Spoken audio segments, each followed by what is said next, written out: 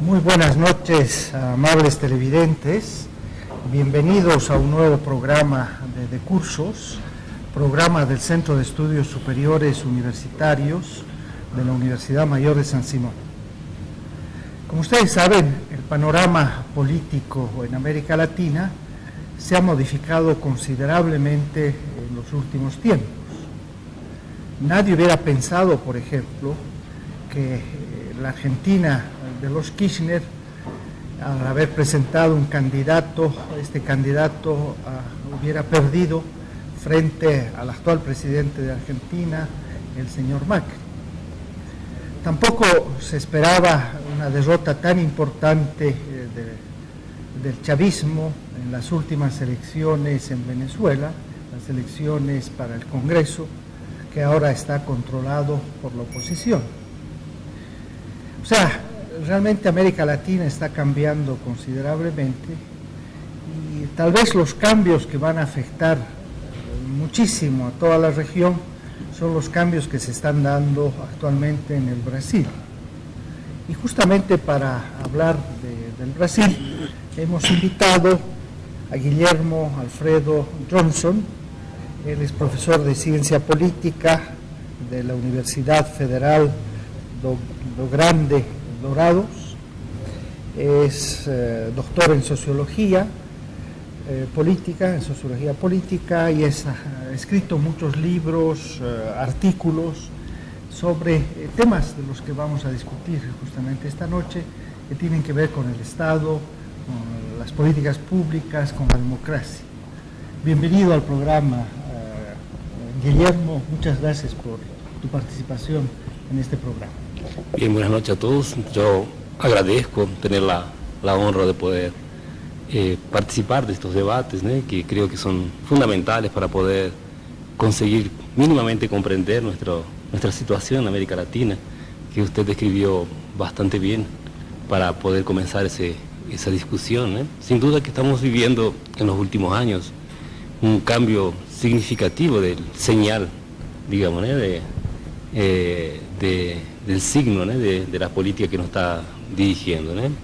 Iniciamos este siglo con un momento bastante complejo de la intensificación de la aplicación del neoliberalismo en nuestra región, en situaciones en las cuales, digamos, como países como Argentina, Brasil, la situación de la desigualdad de renta, ¿no?, de concentración de la riqueza fue muy acentuada, lo que trajo la posibilidad de gobiernos progresistas de una forma general, digamos, ¿no?, que vivimos justamente a partir de 2004, 2005, ¿no?, en América Latina de conjunto, que permitió pensar la posibilidad de que sería viable, ¿no?, salir de esa situación de extrema desigualdad, ¿no?, y poder construir sociedades un poco menos injustas, digamos, ¿no?, o más igualitarias, dependiendo de la lectura que tengamos, ¿no?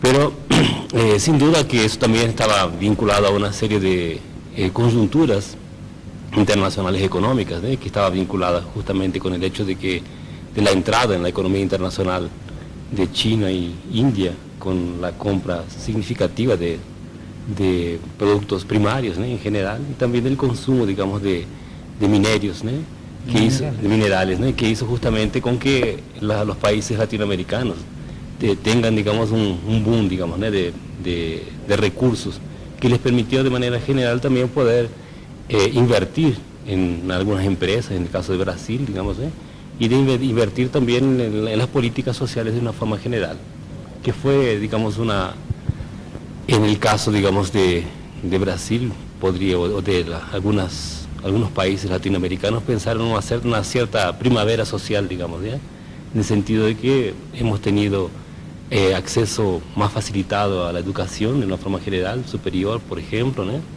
ha mejorado, digamos, en algunos términos la salud, de alguna manera, y también hemos tenido, digamos, una atenuación en la distribución de la renta con programas de complementación de recursos, ¿no?, para las familias que tenían bajos rendimientos, ¿no?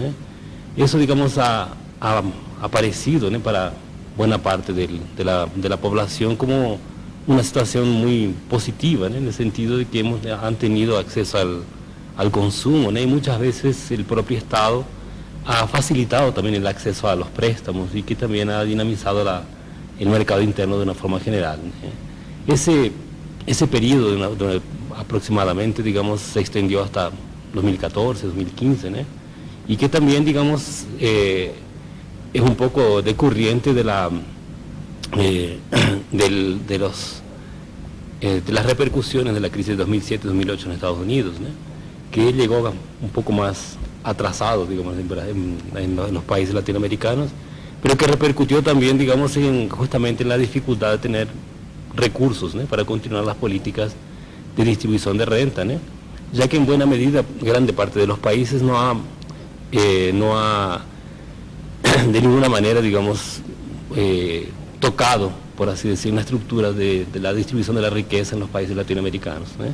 De manera general lo que hemos tenido es una situación en la cual, digamos, los países, los gobiernos, ¿no? Progresistas han distribuido en un momento en el cual había bastante recursos para hacerlo, ¿no? A través de la renta del petróleo, de la renta de las commodities y de la renta de la mineración.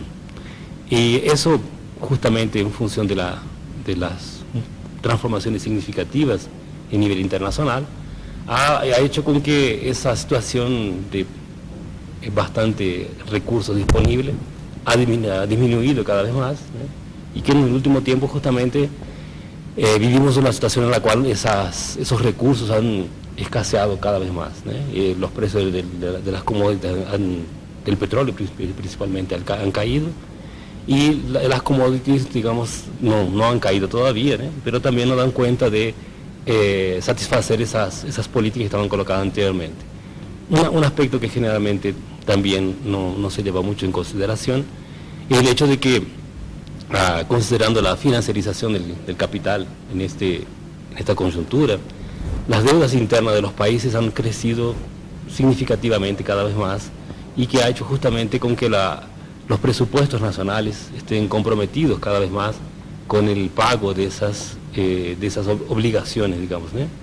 Que ha hecho con que los países tengan que cada vez más, ¿no? En función de llevar adelante ese tipo de compromisos, comprometa cada vez más las inversiones sociales en ese sentido, y que lleva a decir que el Estado no tiene recursos para invertir en las cuestiones sociales.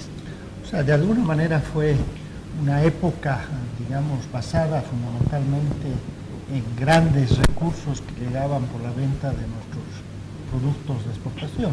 Sí. O sea, una época en que vendíamos el petróleo, el cobre, la soya, en fin, toda una serie de minerales a precios muy elevados, y eso daba la impresión de que estábamos muy bien de alguna manera. Sí, exactamente. Pero una vez de que se da la crisis de las commodities, de los precios, pues empezamos a entrar en crisis, ¿no? Sí, eso, digamos, es una forma un poco más simple de ver. Hay una serie de otros elementos, digamos, ¿no? que pueden tornar la lectura un poco más compleja, ¿no? Y sin duda uno de ellos, por ejemplo, en el caso de Brasil, es una tentativa justamente de construir un otro polo organizativo, ¿no? en aquella discusión, digamos, de un cierto multilateralismo, ¿no? A través de los BRICS, digamos, ¿no? Que era una tentativa junto con China, Rusia, India, ¿no? Y África del Sur, de construir un otro polo que no esté tan subordinado, digamos, ¿no? al poder hegemónico mundial, y buscar, digamos, formas alternativas, ¿no? Lo mismo también en América Latina. Sí, con el se da UNASUR, se da la CELAC. De alguna manera también se buscaba una mayor independencia frente a los Estados Unidos, frente a las potencias. Sí, pues justamente una serie de elementos, digamos, que llevó, y fue en ese periodo, digamos, en esos últimos 15 años, digamos, ¿no? Siendo un poco generosos, ¿no? Que fue, digamos, ese intervalo, ¿no? Que hemos vivido, y que en la práctica ahora estamos retornando, por así decir, a un recrudecimiento, digamos, de las políticas neoliberales, justamente, ¿no? Que lleva a una mercantilización creciente de la vida, ¿no? Y que lleva justamente a una situación en la cual el Estado se va desresponsabilizando de las cuestiones sociales y pasa a ellas cada vez más al mercado, ¿no? Y eso se traduce de diversas maneras, digamos, ¿no? Cada gobierno tiene su palabreado, ¿no? cada gobierno tiene sus palabras llaves, ¿no? Que crea justamente para muchas veces también no quede manifiesto, ¿no? esa política claramente, digamos, de tornar cada vez más al mercado el organizador de la vida social. O sea, de alguna manera lo que me quieres decir, y de repente en el caso brasilero es mucho más claro, de que estos gobiernos progresistas llegaron con un discurso muy anti-neoliberal, anti-imperialista, pero poco a poco fueron adoptando políticas cada vez más de derecha, digamos, ¿no? En general, digamos, lo que se puede ver en el conjunto de América Latina, obviamente con ritmos e intensidades diferenciados, ¿no? Que de alguna manera los gobiernos en general no han se confrontado, por ejemplo, con la lógica financiera del capital, ¿no? En cada uno de los países, ¿no? Es bastante frecuente observar en cada uno de nuestros países que la economía, por así decir, ¿no? La economía inclusive está muy relacionada con la financiarización, con los principales bancos, ¿no? Internacionales, nacionales, ¿no? Una relación bastante, diríamos, tranquila, ¿no? Con los organismos internacionales de financiamiento, tipo FMI, Banco Mundial. Nadie tiene problemas aparentemente con ellos, ¿no? Todo el mundo sigue sus reglas, ¿no? Y raramente, digamos, hay discordancia con relación a ellas, ¿no? Entonces, digamos, en esa medida, esos organismos internacionales no son neutros, ¿no? Ellos sugieren o muchas veces determinan de diversas formas, ¿no? Políticas que llevan de una forma general a incentivar a una mercantilización de las cuestiones sociales, ¿no? Entonces, si pensamos en esos términos, podemos sin duda ver que no hemos en este periodo nos alejado bastante, digamos, ¿no? de esas directrices políticas, ¿no?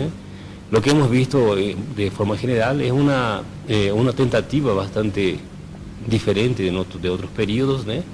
De hacer con que buena parte de la población que estaba anteriormente bastante alejada de la posibilidad de tener acceso a los bienes públicos, ¿no? Ha tenido la posibilidad de tener acceso a ellos, ¿no?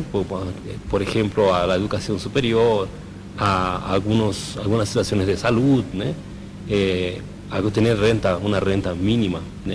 De una forma general, que le ha permitido también tener acceso a espacios de consumo a los cuales estaba negado, ¿no? Anteriormente.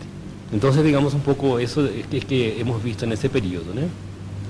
Y que sin duda, digamos, en función también de una discusión que hoy paira prácticamente en todo en Occidente de una forma general, ¿no? Que a los pocos, digamos, por causa de esa concentración de riqueza, ¿no? Que hemos visto en los últimos tiempos, lo que tenemos justamente es una restricción cada vez mayor de las leyes del trabajo, ¿no? Que llevan de nuevo una precarización cada vez mayor, haciendo pensar en algunas situaciones que hemos retrocedido, ¿no? Que vamos a retroceder aproximadamente un siglo en el sentido de las conquistas que los trabajadores han conquistado en los últimos tiempos, ¿no?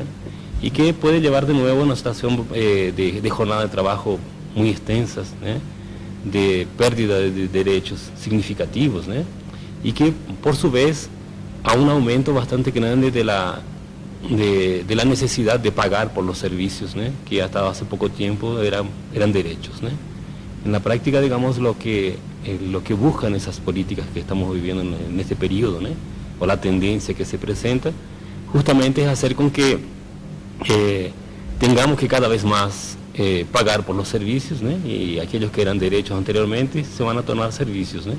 Servicios pagos como cualquier otra cosa que podríamos consumir, ¿no? Así tendríamos que pagar por la salud, pagar cada vez más por la educación y pagar cada vez más, digamos, por la jubilación, por ejemplo, ¿no? Con el hecho de que se dice que el Estado no tiene como continuar con esos ritmos, digamos, ¿no? de pagos para los jubilados y por ahí adelante. Entrando un poco ahora más al detalle de lo que ha sucedido en Brasil, ¿cómo se llega a este hecho de que se haya puesto a un lado, digamos, un poco a la presidenta de Brasil, a Dilma, y bueno, se está esperando, ahorita hay un juicio sí. Contra ella, y se está esperando, bueno, que se determine si es culpable o no es culpable para definitivamente sacarla del poder, ¿no? Claro, la verdad, digamos, es el desenlace, digamos, ¿no? De un periodo significativo, ¿no? Que se inaugura en 2004 con el gobierno de Lula, que fue un gobierno que siempre tuvo un apelo significativo a la demanda de los trabajadores, ¿no? Y de los sectores de los movimientos sociales en general, y las expectativas para el llegar al poder estaban vinculados justamente con el atendimiento de demandas sociales, ¿no? Postergadas por mucho tiempo, ¿no? Entonces, pero desde el comienzo, digamos, los gobiernos comandados por el Partido de los Trabajadores siempre fue un gobierno de conciliaciones con los sectores predominantes en Brasil, ¿no? Es importante acordarse, por ejemplo, que de la primera coligación que lo lleva al Partido de los Trabajadores a la presidencia, ¿no? El otro partido que hacía parte de la coligación era el Partido Liberal, el PL, y quien era el vicepresidente era un destacado industrial del sector textil. Entonces, digamos, desde un primer momento, esos gobiernos, el gobierno de Lula particularmente, siempre, digamos, tuvo un pacto, ¿no? Con los sectores dominantes, ¿no? Mismo podríamos decir con relación a la cuestión de que decía anteriormente de una forma generalizada con el sistema financiero, ¿no? Siempre los ministros de Economía o los directores del Banco Central eran ministros bastante amigables con la banca internacional, ¿eh? Siempre fue, digamos, inclusive Meireles, que es el actual, fue el primero ministro de Economía, y inclusive él iba a ser si el partido de oposición ganase, ya en aquella época. Entonces, no, sí, pero de alguna manera en democracia sí, y en el juego exactamente, sobre todo en un país donde hay tantos partidos y tienes un Congreso muy fraccionado, se tiene nomás que construir coligaciones, acuerdos. con certeza, sí, con seguridad, eso no hay duda, ¿no? La cuestión es que qué es lo que se hace para construir esa gobernabilidad, ¿eh? La cuestión no es el hecho de coligaciones o no, sino qué es lo que se negocia para poder construir esas gobernabilidad, esas alianzas, ¿eh? Entonces, un poco lo que se ha visto, digamos, ¿eh? En la época de las vacas gordas, digamos, ¿eh? Que había muchos recursos para distribuir, y también, digamos, ese gobierno, digamos, del PT ha intentado fortalecer algunos sectores industriales y de empresariales, digamos, ¿eh? Como se ha visto, digamos, con la cuestión, digamos, de las empresas constructoras que se han internacionalizado, muchas de ellas, ¿eh? Para África, Asia y América Latina, América Latina en general. Toda la política de la Petrobras también salir de Brasil y se tornar, digamos, un distribuidor y productor latinoamericano significativo, ¿no? Y, digamos, todo eso también ha construido una visión, digamos, de la política económica de Brasil con relación a los países latinoamericanos, y que también ha llevado un poco a aquella discusión, digamos, de una tentativa de integración económica también, digamos, no solamente política. Todo eso, digamos, ha fortalecido una visión de un cierto neodesarrollismo, digamos, que es una discusión que aparece bastante en los últimos tiempos para intentar explicar aquel momento, digamos, y esa cuestión, digamos, económica política, y que va a ser deteriorando después a partir de la crisis de 2008, ¿no? Que inclusive Lula decía que no tendría repercusiones significativas en Brasil, pero hemos visto que a partir de 2014, 2013, esa cuestión no es bien así, digamos, ¿no? En la verdad, digamos, se demoró un poco a llegar los efectos de la crisis, ¿no? Y esa crisis, digamos, se manifestó un poco en términos de la escasez de recursos, digamos, ¿no? Que el gobierno tenía para poder atender a las políticas que estaban colocadas, y también, digamos, al hecho de que buena parte de la riqueza que es recaudada en Brasil y también en buena parte de los países latinoamericanos acaba, digamos, cayendo en manos de las bancas internacionales a través del mecanismo de la deuda externa, ¿no? Que es un mecanismo que cada vez más estatiza buena parte de las deudas privadas, ¿no? El Estado se hace primero garante, después acaba asumiendo para sí mismo, ¿no? Y acaba, digamos, pagando con recursos del erario público, ¿no? Entonces eso acaba llevando a que cada vez más, digamos, el comprometimiento del presupuesto nacional esté más preocupado en atender las deudas con esos sectores bancarios, y cada vez tiene menos recursos para atender a las políticas sociales, ¿no? Entonces se habla cada vez más a recaudación, vamos a recaudar más, y nunca es suficiente en la verdad, porque cada vez más se compromete el presupuesto público con esos pagos de deuda interna, ¿no? Y eso, digamos, ha llevado un poco a un callejón sin salida, digamos, ¿no? a los gobiernos en general, ¿no? Que ha servido, digamos, como una presión económica significativa que acaba llevándolos con bastante frecuencia a aparentemente no tener alternativas, a no seguir ese camino que está trazado por ese tipo de política económica, ¿no? Y eso deja poco espacio, digamos, ¿no? A los juegos políticos en sí, ¿no? A las alianzas y a las posibilidades, en la medida en que no se construye elementos de ruptura con esa política, ¿no? Y también no se coloca en evidencia, digamos, ¿no? A través de los medios de comunicación y todo eso, ¿no? Entonces eso ha llevado en Brasil específicamente a que sectores conservadores, ¿no? Antiguos, no hay nada de nuevo en todo eso, ¿no? Sectores antiguos vinculados al latifundio, hoy actualmente, digamos, a los sectores que están vinculados al agronegocio principalmente, y mancomunados bastante con el Poder Judiciario, con las policías judiciarias, y obviamente, digamos, con el hecho de que el Poder Legislativo, ¿no? No está más próximo del partido de la presidencia, ¿no? Buena parte de él hoy son sectores, digamos, del partido del actual gobierno provisorio, que es el PMDB, que son sectores que no tienen prácticamente compromisos sociales con las regiones que representan, ¿no? Generalmente están más preocupados con lobbies, ¿no? Con sectores específicos a los cuales representan. Y eso ha hecho con que el gobierno ha quedado rehén de esos sectores, ¿no? Justamente porque en ese percurso que va desde el inicio del gobierno Lula hasta este desenlace que estamos viviendo hoy, ¿no?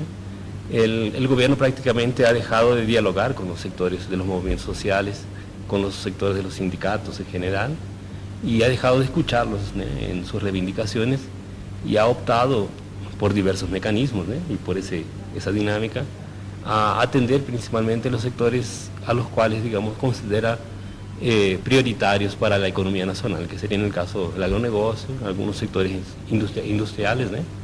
Que en la práctica hoy son los principales interlocutores de ese gobierno provisorio. O sea, de alguna manera el PT y el gobierno de Lula y bueno, el gobierno de Dilma se van alejando de su base social y finalmente, bueno, con un parlamento adverso, sí, pues no les quede. Justamente esa es una dinámica, ¿no? Que se va construyendo, digamos, en ese transcurso que se da desde el comienzo del gobierno, ¿no? Lula, y después a los pocos, digamos, los sectores más conservadores, los sectores ligados, digamos, a la tenencia de la tierra principalmente, ¿no? Y que en nuestros países la discusión sobre el extractivismo es muy fuerte, que es en la práctica la cuestión principal a ser discutida en América Latina, justamente esa cuestión de la tenencia de la tierra, ¿no? de la posa de la tierra, justamente en la medida de que buena parte de lo que nosotros exportamos y producimos para el resto del mundo está vinculada con la producción, digamos, de alimentos o de minerios, ¿no? Y de minerales. Entonces, sí, eso hace con que se condicione muchas veces, digamos, y ese ciclo también no fue posible de ser interrumpido por esos gobiernos, ¿no? Muchas veces él fue más profundizado, aún más de que en periodos anteriores, ¿no? Entonces, en la práctica, digamos, esos gobiernos no han cambiado la matriz productiva, y no han también ni siquiera cuestionado los términos de venta. Entonces eso muchas veces ha, de alguna manera, permitió continuar la persistencia de una relación heterónoma, digamos, dependiente, digamos, en relación al sistema internacional, y que no ha permitido justamente tener ni elementos pequeños de autonomía ni de soberanía con relación a todo eso. Realmente el tiempo en televisión es un gran enemigo. Tendríamos muchas cosas. Y realmente hay muchas cosas que podríamos todavía discutir, sobre todo de ver un poco el futuro de Brasil, pero lamentablemente eso lo veremos en otra de las emisiones de cursos. Así que es todo por hoy. Muchas gracias por su amable atención y nuevamente los invitamos a un nuevo programa el día miércoles a esta misma hora. Buenas noches.